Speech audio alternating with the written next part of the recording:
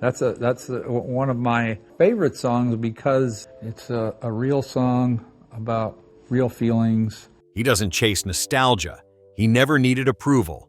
Neil Young listens, then plays, and when he speaks, it's not to remember the past. It's to remind you the past still matters. You get so far into the music, and you're so mindlessly playing, and everybody else is there, that something happens. For over 60 years, Neil Young has remained the most stubborn heartbeat in rock and roll. Albums that split generations, guitars that sound like machines falling apart, lyrics that read like prophecy. He's not a follower of trends. He's a ghost who rewrites them. Harvest, Rust Never Sleeps, After the Gold Rush, Tonight's the Night. These aren't albums, they're seismic shifts. But even Young, contrarian, unpredictable, mythic, carries a private canon. Albums that shook him, changed him. Albums that stayed loud long after the needle stopped. When Neil Young names his 5 favorite rock albums of all time, he isn't offering a list. He's holding up a mirror. These are records that carved out the path he walked and warned him where it might lead. Here are the 5 albums that Neil Young holds highest. The ones that didn't just move him, they made him permanent. Number 1, Bob Dylan, Highway 61 Revisited. Some albums break rules. This one burned the whole playbook. When Neil Young speaks of Dylan's Highway 61 Revisited, he isn't talking like a fan. He's talking like someone who saw the flood coming and chose to swim in it. Released in 1965, Dylan's 6th studio album isn't just a pivot in folk. It's the record that made lyrics dangerous again. And for Young, it wasn't just an inspiration, it was a challenge. Young once said, "Dylan gave us permission to go there, anywhere." That mattered, because Highway 61 didn't ease into anything. It opened with Like a Rolling Stone, 6 minutes of accusation, poetry, and electric rebellion. It's the sound of the mask falling off. And it showed Young that songwriting didn't have to flatter. It could confront. You say, who is that man? You try so hard. The title itself, a reference to the highway from Minnesota to New Orleans, was more than symbolic. It was a through line for American music, running from the Delta blues to rock and roll mythology. Dylan didn't just travel that road, he rewired it. The thing that struck Young most wasn't just Dylan's defiance, it was his form. Songs like Tombstone Blues and Just Like Tom Thumb's Blues were dense, acidic, elliptical. They didn't resolve, they expanded. Dylan treated language like a live wire, and Young listened. Young once described the album as a wake-up call disguised as a rock record. That wake-up call can be heard echoing through Young's own catalog. Albums like Tonight's the Night and On the Beach owe a debt to Dylan's abandonment of polish. Rawness became an aesthetic. Truth, not tone, took priority.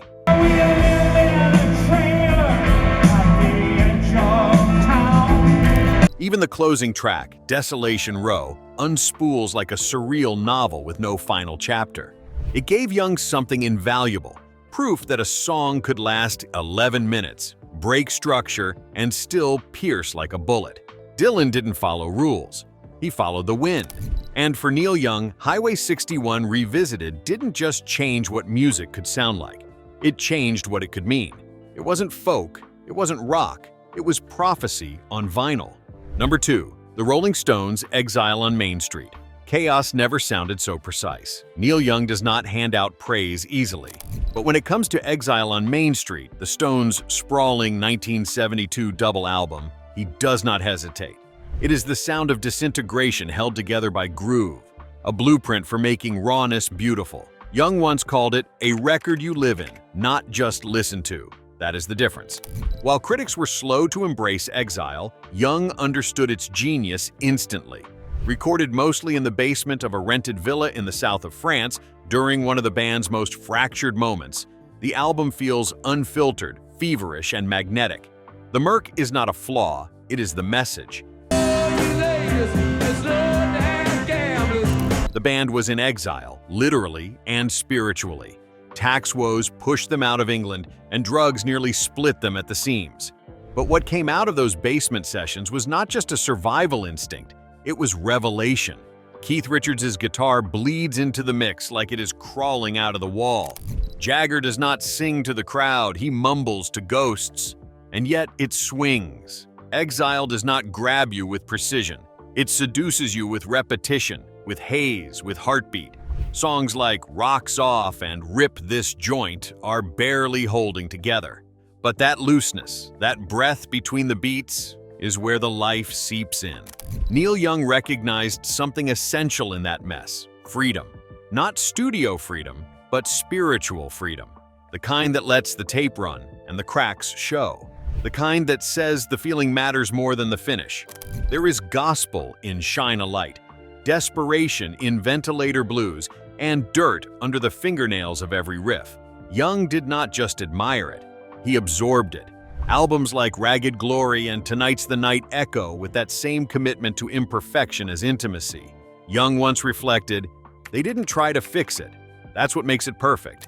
For Neil Young, Exile on Main Street was proof that if you trust the moment, even a broken one, you can still make something immortal. It is not about control, it is about surrender. Number 3, The Velvet Underground, and Nico. This album did not just influence Neil Young, it redefined the edge he walked on. Released in 1967, The Velvet Underground and Nico barely made a dent commercially. But for artists like Young, it was an earthquake disguised as a whisper. Lou Reed's lyrics were not dressed up, they were naked.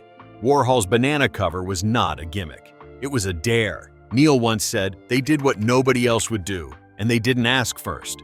That spirit, risky, strange, unapologetic, pulled Young in. The opening track, Sunday Morning, sounds like a lullaby recorded under fog. Heroin does not romanticize, it documents. Venus in Furs turns noise into trance. The whole record treats restraint like a weapon.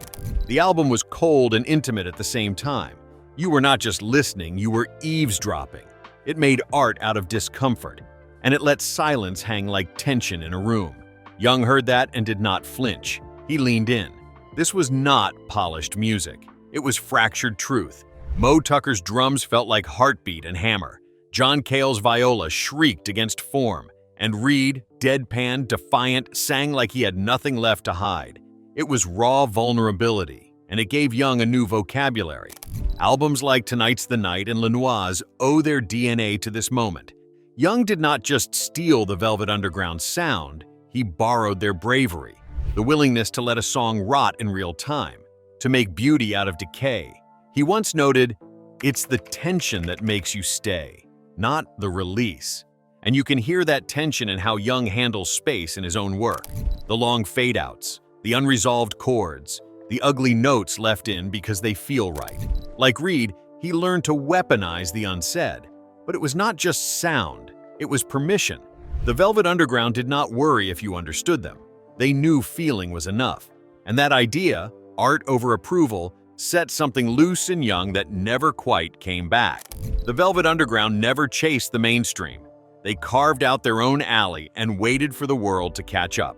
Young took the same route, never above the underground, just louder inside it. He did not need the world's permission.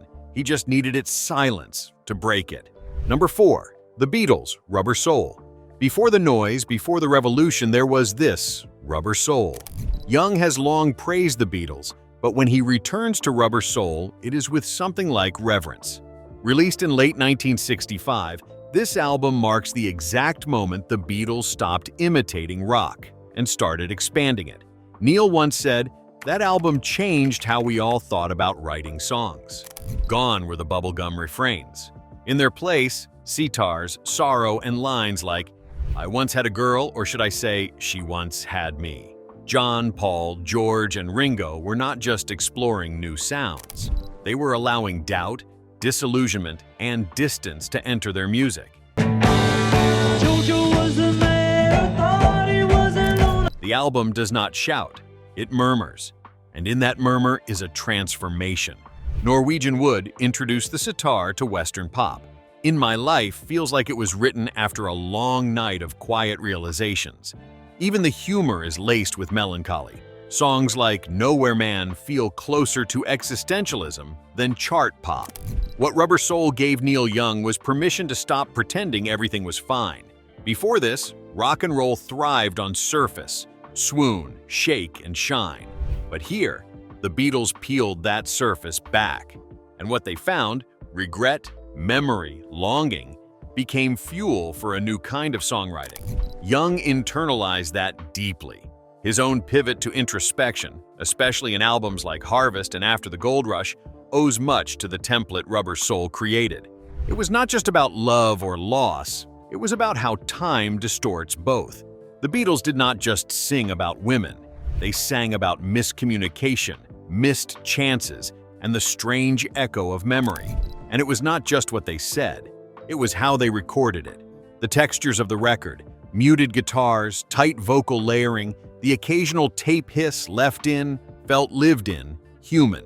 It was not aiming for perfection, it was aiming for presence. Young once reflected, they let the cracks show. That's when the light got in. Live alone in a paradise that makes me think of two. There is a tenderness to Rubber Soul that does not age. And for Neil Young, that kind of timeless vulnerability was the real revolution. He did not chase the Beatles' polish. He chased their honesty. It was not about style. It was about letting the silence speak back. Number 5. Joni Mitchell, Blue. Rock does not always come with distortion. Sometimes it arrives with nothing but a voice and a wound. Neil Young never hesitated to name Blue as one of the greatest records ever made. Released in 1971, Joni Mitchell's fourth album is almost weightless. Just piano, dulcimer, guitar, and one voice that dares to tell the whole truth. Neil once said, "Joni's songs make you feel naked in front of yourself." That line says everything, because Blue does not try to win. It simply confesses. Songs like River, A Case of You, and All I Want are not performances, they are admissions. Joni was not hiding behind production or metaphor. She walked into the studio and bled.